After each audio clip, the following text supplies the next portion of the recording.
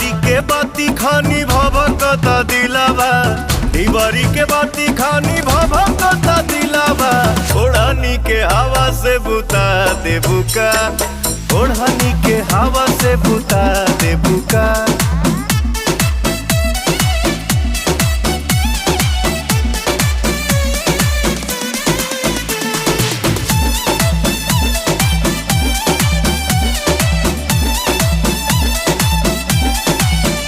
मन के लालसा तू कबले पुराइबू, कबले छछनत करे जवा जुड़ाइबू, छछनत करे जवा जुड़ाइबू।